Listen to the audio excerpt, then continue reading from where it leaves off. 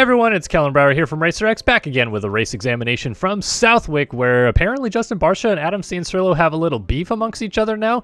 If you were watching in the second 450 moto, you would have noticed Barcia go pretty far out of his way to pass Cianciarulo when he was coming up from behind to pass him from fifth. And I mean, it was not overly aggressive or anything like that. It was a pretty slow pass, but still you could see Barcia pretty much just went straight for Cianciarulo's front tire to cut him off.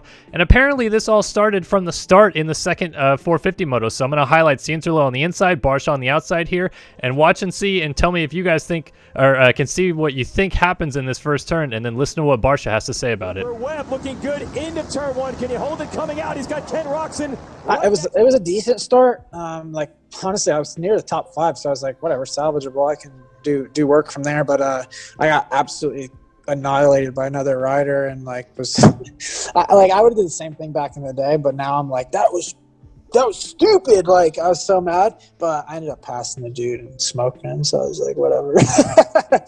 So yeah, Cianciarulo, I guess, ran Barcia a little bit deep into the first turn, and Barcia did not take too kindly to it, and gave Cianciarulo a little business when he came back through the field. Eventually, Barcia would get to fourth and finish third overall on the day.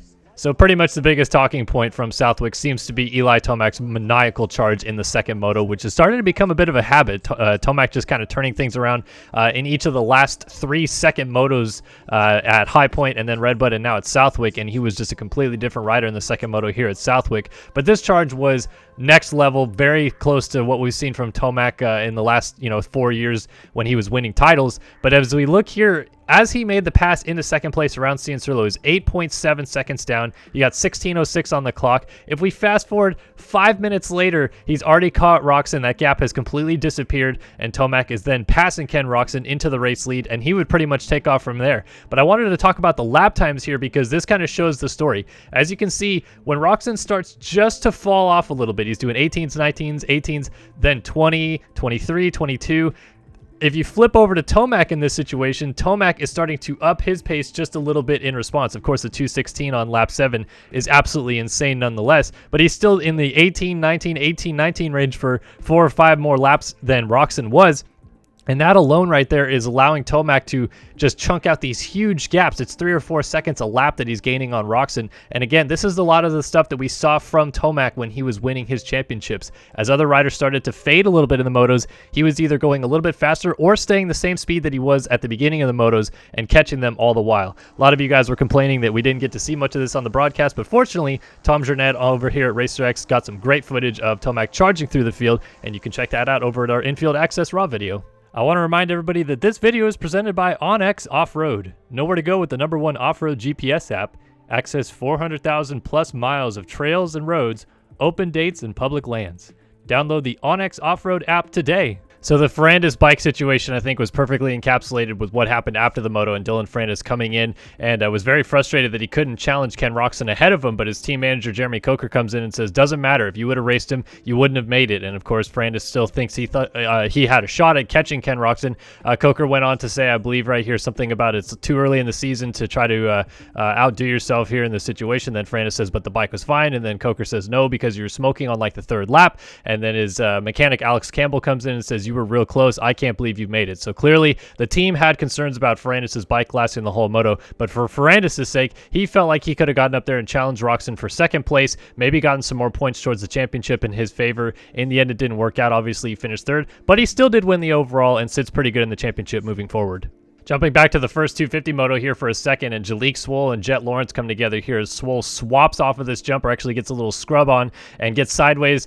Lawrence lands on his back fender and almost was able to crowd together, but then slammed into the ground, has to rip his goggles off, and his visor also went off. It was a save and a half by Swoll. A good job to crowd, but unfortunately Lawrence, wrong place, wrong time. And as usual, it was really funny to hear Lawrence describe this one. Bad decisions, like some bad luck with Swoll. Like I got juked there the lap before.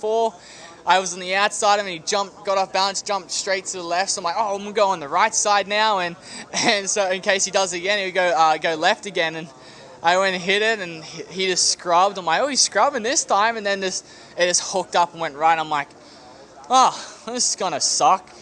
And thankfully he's okay and I was okay. I don't know how I got away with no injuries with that. So a wild one for sure. Good save by Swoll. Nicely done by Lawrence to be able to rebound from this and recover for an okay finish in the first moto and a good finish in the second one.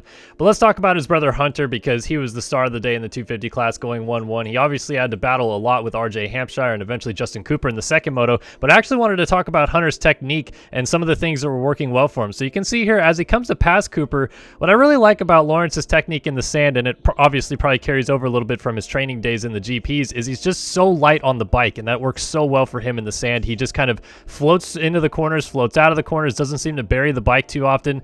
It obviously conserves energy, but it also keeps his momentum and speed up, and it seemed like it was working well for him throughout the day. Like, look at this, just kind of hopping through the bumps, like just letting the bike kind of dance around beneath him, which a lot of those guys do pretty well, but it seemed like Lawrence was just a little bit more efficient with it throughout the entire day, and obviously it conserved his energy so he could go on and charge late in the motos.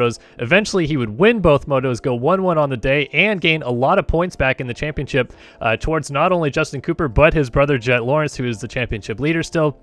So now heading into Millville this weekend, he might be coming back into the championship hunt with those two as the title fight in the 250 class begins to heat up moving into the second half.